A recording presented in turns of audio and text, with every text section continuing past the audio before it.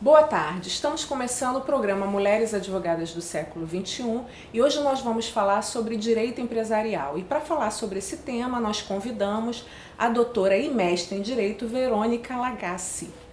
A doutora Verônica é advogada, leciona, também atua como voluntária exercendo a vice-presidência da Comissão de Direitos Econômicos da OAB aqui do Rio de Janeiro, é membro e avaliadora do COMPED, atua como avaliadora em diversas revistas jurídicas, atuando também como parecista para a Procuradoria do Município de Juiz de Fora, Minas Gerais. É professora de Direito Empresarial na IBMEC e também na Faixa.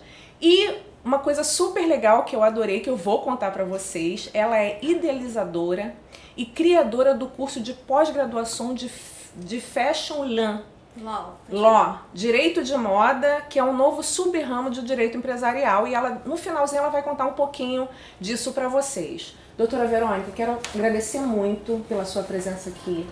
É uma honra para a gente tê-la aqui, tá? Muito obrigado mesmo. E falar, né, eu acho que o direito empresarial ainda é muito masculino, né, e ter uma mulher assim no direito empresarial, você vai contar um pouquinho como é militar no direito empresarial e também leciona no direito empresarial. Então quero lhe agradecer muito por ter vindo aqui para o nosso cantinho, esse cantinho aqui das mulheres. Em primeiro lugar, Amanda, o direito empresarial não é um direito masculino, muito pelo contrário. Grandes advogadas acabam decidindo por essa área do direito porque é muito mais fácil de você conciliar com a vida familiar, porque se você não atuar no contencioso e sim na parte contratual do direito empresarial, você vai ter horário para buscar seu filho na creche, no colégio, vai ter um horário mais sadio para viver. Em relação às mulheres, eu tenho várias professoras que eu admiro também. Uma delas foi minha professora, a Cláudia Ribeiro Nunes. Temos a Carla Marshall, que foi procuradora e hoje também é professora do IBMEC. Tenho a Débora Portilho, que também é presidente da Comissão de Fashion Law. Nós temos várias mulheres aí dentro desse segmento de direito empresarial. Nossa, que legal. Que é pouco divulgado. Os homens acabam tomando o nosso espaço. Essa é a realidade. Na verdade, pra gente que não milita, né, na área, a gente tem uma noção errada. A gente mesmo que é do direito, a gente tem essa noção, né, daquela impressão de que é mais masculino e na verdade, mas é bom saber. Poxa, que uma área bastante feminina, uma área bem feminina, assim. Então fala pra gente, explica um pouquinho sobre o direito empresarial. Bom, o direito empresarial, eu costumo dizer que é um dos direitos mais antigos que nós temos. Por que é um direito mais antigo que nós temos? Porque ele vai nascer justamente da troca. O homem, quando ele se fixa, quando a gente estuda a história do mundo, que o homem passa a se fixar no solo e deixar de ser andarilho e passa a fazer o cultivo do seu alimento, vai chegar um dado momento que esse cultivo sobra excedente e ele começa a fazer o câmbio, né, com os outros homens. E é a partir daí que a gente começa a criar o quê? Normas de direito empresarial. Então, o direito empresarial ele é um direito que é totalmente ou bastante consuetudinário, ou seja, ele vem sempre nascendo dos costumes. Que massa. Fala também, explica pra gente um pouco, com o novo CPC, houve algumas mudanças no direito empresarial? Bom, com o novo CPC nós tivemos mudanças boas e mudanças ruins, como em qualquer ramo do direito. Como mudanças boas, nós podemos aí apontar a questão do princípio da cooperação, onde as partes têm que de fato tentar acordar em juízo. Nós tivemos também aí a previsão mais massificada, mais fortalecida da arbitragem. A arbitragem é um segmento muito utilizado no direito empresarial. As grandes empresas, elas preferem sempre resolver os seus conflitos dentro do segmento da arbitragem. Dificilmente você vai ter uma grande causa de empresarial sendo resolvida na justiça, a não ser que você não tenha conseguido mesmo nenhuma forma aí de negociação, porque se tiver provavelmente vai ser na justiça arbitral. E eu ainda digo mais, é interessante porque a grande política da maioria das vezes nem ser em tribunais arbitrais, e sim em hotéis, E aí fica, às vezes as pessoas não têm essa noção de que, por exemplo, no Copacabana Palace, no Meridian, nesse momento pode estar acontecendo a solução de um conflito entre grandes empresários de forma o quê? Amigável pela arbitragem, onde eu vou ter um terceiro decidindo por essas partes. Então se usa bastante a conciliação, né? Sim, se usa bastante a conciliação, mas a arbitragem, ela na realidade, você não parte do pressuposto da conciliação. Na verdade, nós temos 3 formas de negociação de conflitos fora da justiça. A primeira é a conciliação, aonde eu tenho um terceiro que tenta unir as partes e palpitar sobre uma solução para aquele conflito. O judiciário também faz isso. Nós temos a mediação, onde temos esse terceiro que une as partes, mas não dá palpite. Deixa que essas partes por si só resolvam. A arbitragem ela é muito próxima do poder judiciário. Por quê? Porque você tem um terceiro escolhido pelas partes que vai decidir por eles. Então você não necessariamente vai ter aí um acordo de vontades entre eles. O único acordo que você tem é a conscientização, que ao invés de eu levar para o Poder Judiciário, eu vou ter alguém de fora do Poder Judiciário resolvendo isso. Por quê? Porque o prazo da arbitragem está resolvido em 180 dias, ao passo que no Judiciário você não tem prazo previsto. Tem uma série de recursos, na arbitragem você não tem. E esse árbitro é escolhido por ambas as partes? Exatamente, você pode pactuar e que ambas as partes escolham. E, inclusive, não precisa ser necessariamente um advogado ou um conhecedor do direito. Você pode, por exemplo, na parte de direito marítimo, é muito comum você ter engenheiros, fatos, acidentes da navegação, você vai ter um técnico dizendo, não, essa embarcação tomou para esse lado, houve abarroamento por causa disso e disso, e dá aquela explicação ali técnica. Poxa, bem legal. Tô assim, feliz com as informações, muito boa. Falar um pouquinho sobre o direito societário? Sim, vamos sim. A gente pode até fazer aí a combinação dele com um novo CPC. Em relação ao direito societário como um todo, é o direito que vai regular as sociedades, tanto a figura do empresário, e o empresário pensando não na pessoa, no empresário individual, mas sim nas sociedades empresárias. Em relação ao novo CPC, a grande coisa que nós tivemos aí foi a previsão legal, lá no 133 e seguintes, da desconsideração da personalidade jurídica como um incidente. Coisa que era o pesadelo de todo advogado de direito societário. Por quê? Porque era muito comum, principalmente na Justiça do Trabalho, os juízes desconsiderarem a qualquer custo e já lá na fase de execução e adentrar no patrimônio das pessoas físicas dos sócios por ausência de pagamento a ser feito pela pessoa jurídica. Com o novo CPC, ele trouxe essa grande vantagem da previsão do incidente. Então, tem que ser aberto um processo em paralelo para que esses sócios dessa pessoa jurídica, que façam parte dessa pessoa jurídica, poderem defender-se antes de haver qualquer tipo de desconsideração.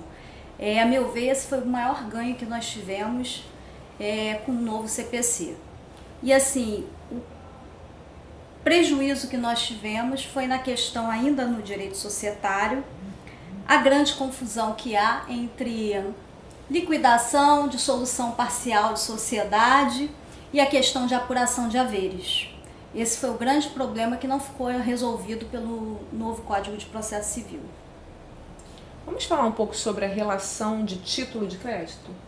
Títulos de crédito é uma área do direito societário que me é muito cara.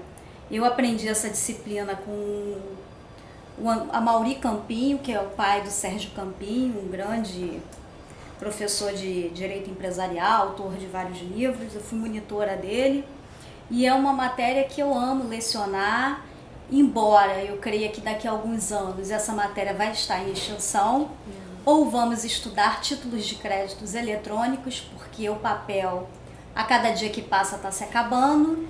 Então, pouco se assina um cheque.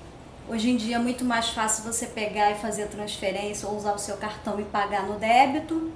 Então, eu creio que não vamos ter por muito tempo mais essa existência desses títulos, pelo menos corporificados numa cártula. Mas eu não sei dizer se é bom ou ruim, né? Porque às vezes eu fico um pouco preocupada com os processos eletrônicos. Eu sou meio sim. temerosa com os processos eletrônicos. Não, eu ainda sou muito temerosa. Eu vi algumas coisas que eu não vi vantagem. Por exemplo, quando você precisa entrar com pedido de tutela antecipada, se você entra com a ação, antigamente a gente dava entrada e já subia, já pegava o número da distribuição, já subia com a cópia para poder despachar com o juiz. No eletrônico você não consegue fazer isso no mesmo dia, tem que esperar primeiro ele passar por um setor para depois. É muito complicado.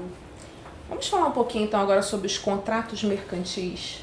Sim, em relação aos contratos mercantis, um ponto que eu acho muito importante as pessoas partem sempre do pressuposto, que é o pressuposto correto, que contratos mercantis são feitos entre pessoas jurídicas, ou seja, entre empresários. Essa é a ideia comum. Só que o que às vezes fica numa linha tênue e que tem que ser revisto pelo advogado, se estiver advogando para uma dessas duas partes, é que não necessariamente por parecer estar em pé de igualdade essas duas partes, às vezes nós temos aí, atravessando esse contrato, que em tese seria um contrato empresarial, o Código de Defesa do Consumidor. Essa questão ainda não está pacificada aqui no TJ e em alguns tribunais também não, mas eu acho muito importante isso ser revisto, porque eu já tive várias situações, principalmente aqui no centro do Rio, eu advogo muito para restaurantes, de a companhia de luz arguir uma fraude inexistente, cortar a luz do estabelecimento, o estabelecimento em pleno movimento, ficar sem luz. Depois, meses depois, feita a perícia, porque aí você só consegue que a tutela antecipada, que hoje seria de urgência, né, pelo novo CPC, consegue religar 2, 3 dias depois, às vezes. Então, a pessoa jurídica fica com esse prejuízo e lá na frente prova que não houve fraude. Eu já tive processos, inclusive, que a empresa fornecedora de energia elétrica teve que restituir o meu cliente, porque o aparelho medidor estava cobrando a maior. Olha que situação. Chato. 99, alguma coisa maior.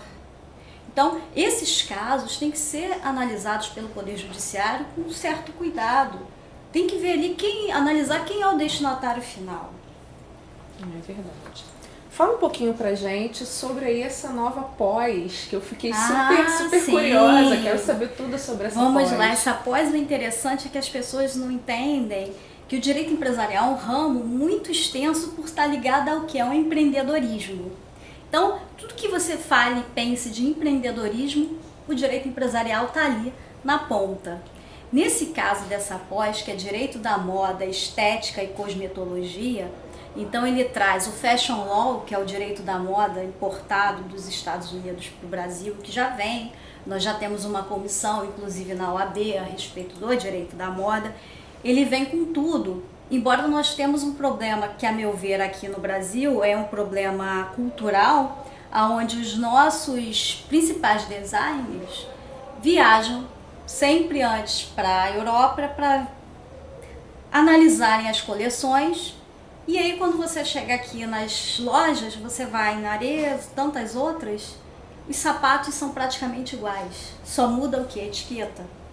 Então vai ser complicado instituir o direito da moda tal qual ele é fora do país, justamente por causa dessa questão cultural do plágio, de um plágio natural, mas que tem que ser sedimentado. Então, o que foi vislumbrado para fazer essa pós? A minha preocupação foi que o profissional que fizesse essa pós não fosse só do direito, mas sim aquelas pessoas que também trabalhassem com moda, não só na criação da moda, mas com desfile, conhecesse não só as regras ligadas à moda com essa pós, mas também o que é a parte legal de contratação, porque dependendo do evento vai ser uma contratação, um contrato, por exemplo, de trabalho por prazo determinado, um contrato de prestação de serviços. Então isso, o direito, essa pós de direito da moda, estética e cosmetologia, na verdade a ideia é dar um aparato para essas pessoas que trabalham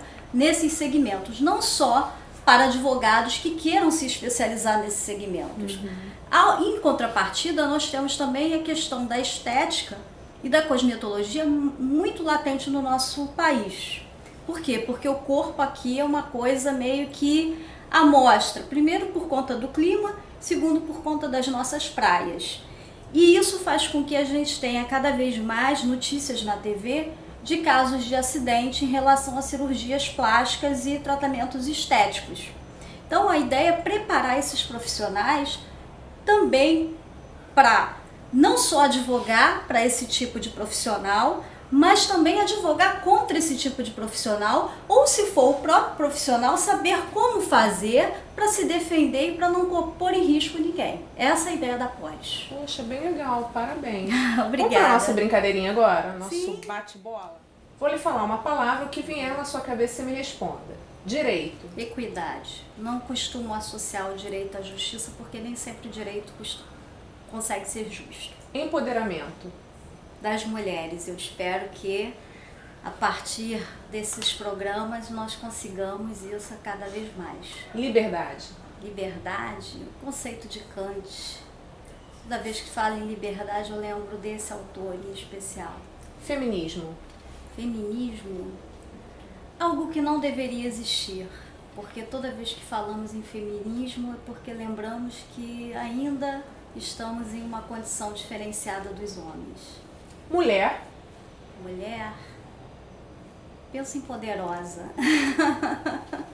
Doutora Verônica, muito obrigada mais uma vez. Amei aqui porque realmente eu conheço muito pouco do direito empresarial, então assim, você trouxe uma série de informações necessárias e precisas pra gente, né? Porque cada uma acaba se especializando numa área e depois passa algum tempo e a gente acaba realmente esquecendo daquelas coisas que foram dadas lá na graduação. Então você trouxe informações maravilhosas também desse novo curso, que eu acho que as nossas colegas vão adorar. Com certeza. Bem legal. Principalmente quem gosta de propriedade industrial, propriedade intelectual, porque você trabalha o tempo todo com esses segmentos do direito.